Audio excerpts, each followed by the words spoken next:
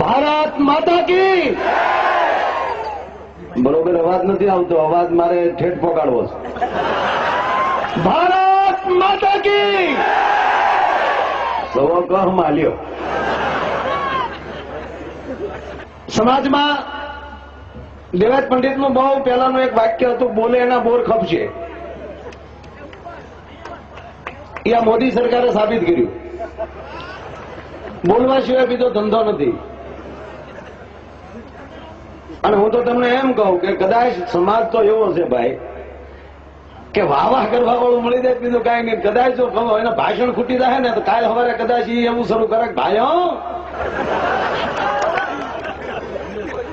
ગુજરાતની બોર્ડર ઉપર પાકિસ્તાન બાજુથી હવા આવે છે, ભાઈઓ એ ગુજરાતને નુકસાન કરે છે, માટે 450 ફૂટ ઊંચી દિવાલનો કોન્ટ્રાક્ટ દેવા ગયો છે બેનો ભાઈઓ. તો આ પ્રજાને યુદ્ધ પાડવાની છે. કોના બાપની હાડી બાર તમને કહેવાય. અને કરોડની તો કોઈ વેલ્યુ જ નથી રહેવાતી હતી મને. હું વેરાવળનું ભાષણ સાંભળતો તો બહેનો, મારી ખારવાની બહેનો, 200 કરોડનું ઘાસલે અરે રહેવા દે, ઘાસલે 200 કરોડનું હું તો માવા ઉપાડા હલ્યો એમ લેવા. તમને એલા કોઈ કહેવા વાળો નથી કાંઈ. આ નો છૂટકે મારા ટેજ ઉપર આવવું પડે, નકર અમારો ધંધો નથી યાર.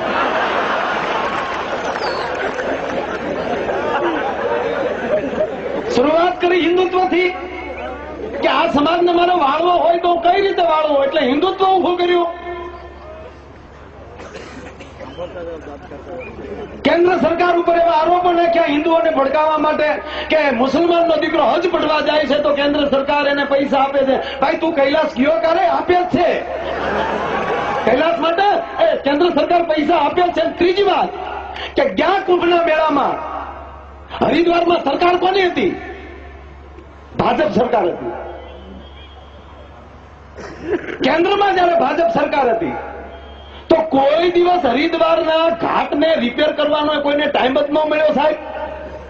અને ગયા કુંભના મેળામાં સાહેબ 70 કરોડ રૂપિયાની ગ્રાન્ટ કેન્દ્ર સરકારે આપી અને ગંગાનો ઘાટ બનાવ્યો છે. આવા અને હમણાં એક ભાઈ લાઇટનું બિલ દેવાઈ ગયા એટલે ઓલો બારિયામ પૈસા ને બિલ આમ આપે એટલે ઓલા સાહેબ લેવા જાય ને તો પાછું લઈ લે. આપણો ખેડૂત ઓલો પાછું આમ આપે, પાછા ઓલા સાહેબ લેવા જાય તો પાછું લઈ લે. 7 ઝટકા ખવડાવ્યા તો ઓલો ઓફિસર બારો આવ્યો. એ દાદા એ કે હું ઝટકા ખવડાવો? એ કે થાકી ગયો. અહીંયા ખુરશી બેઠા બેઠા ઝટકા થાકી ગયો. તારા બાપ અમે મોટર ચાલુ કરીને હજી જ્યાં ક્યારે પહોંચી તા ઝટકો આવે. આખી રાતના 20 ઝટકા થાય અને જ્યોતિકામનો દીકરો થાય લેવા દેવા વગરનો યાર. તને 3 વાર મેં આમ કર્યું તો તને તો થાકી ગયો એમ. પાણી આવે પાણી વાય તો ખબર પડે. હવે જેની આંખ નથી ઉગડતી એ ઉર્જા મંત્રી, તમે શું કરી લ્યો?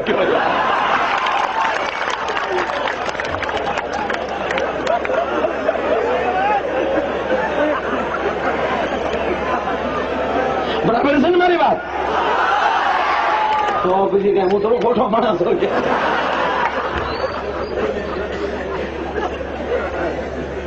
બીજી વાત એ કહું કે આ શિક્ષકોનો સ્ટાફ છોકરાઓને ભણાવવા માટેનો છે કે એના મેળાઓ માટે પબ્લિક ભેગું કરવા માટે છે? હું તમને એક પ્રશ્ન પૂછું છું. આ બધા ભાઈઓ, મારા વિદ્યાર્થીઓને યુનિફોર્મ મળે છે પણ ઓલા માલી એને નિર્વા રહેવા દે તો ને.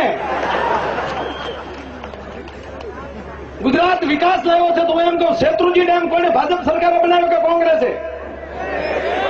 કોને બનાવ્યો શેત્રુંજી ડેમ? જોરથી બોલો. તમારો સિંગોડો ડેમ કોને બનાવ્યો? મસુંદરી ડેમ કોને બનાવ્યો? નર્મદા ડેમ કોને બનાવ્યો? એ બોરી બંધ કરીને એના માણસોને શિરામણ દેવાના બોરી બંધના ધંધા શરૂ કર્યા લેવા દેવા વગર. તમારી કેનાલ બનાવી કોને? પાયાનો મુદ્દો જોયા વગર વિકાસ વિકાસ વિકાસ વિકાસ વિકાસ શેનો વિકાસ? આનંદ મેળો થાય તો મહેસાણા જિલ્લાની બસ ચિત્રાવણ આવે ખાલે ખાલી અને 8 કિલોમીટર તાલાળા આવી અને એ પેસેન્જરો મૂકી જાય અને પછી પાછી બસ ચિત્રાવણ 8 કિલોમીટર મૂકીને એ પાછી ખાલે ખાલી મહેસાણા જાય. આ ડીઝલ કોણ? મારો દાદો. આપણી કઈ ઉપર છે? આપણી ગરીબ કલ્યાણ મેળો નહીં, ગરીબ જ કલ્યાણ મેળો. ગરીબે કર્યો કલ્યાણ એનો મેળો. આ કોઈની કોઈ મીટર નથી મારી પાસે. તાલુકામાં જાઓ તો કે સાહેબ અમારું કામ था કે અમારે 2 ગરીબ કલ્યાણ મેળાના કામ આવી ગયા છે, ઉપર લઈને અમારે હુકમ છે, અમે તાલુકામાં હાજર રહી. તમને 7-8 ગ્રામ પંચાયતમાં મળતી હતી, આજ તમારે ઠેઠ તાલુકામાં ધક્કો ખાવો પડે છે.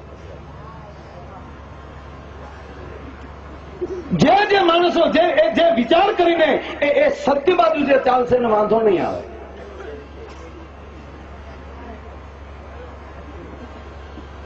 ઉદ્યોગો આવ્યા એટલે ઈ લાવ્યા બધા. આ અંબુજા સિમેન્ટ ફેક્ટરી હતી, ભાજપ લાવી. અને સાહેબ જે લાવ્યા એમાં બધા આપણને શું ખબર ભાગીદાર હોય ન હોય, આપણે પાસે કઈ ખબર. અને બીજી વાત એ છે, જે ઘર નો બાંધી કે હવે દેશ બાંધી કે.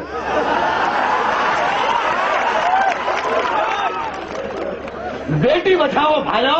એ તારી ઘરે દીકરીનો જન્મ તો દેવરાવી દો, તને ખબર પડે દીકરી ઘરે હોય તો બોલવામાં કેટલી મર્યાદા રાખવી છે.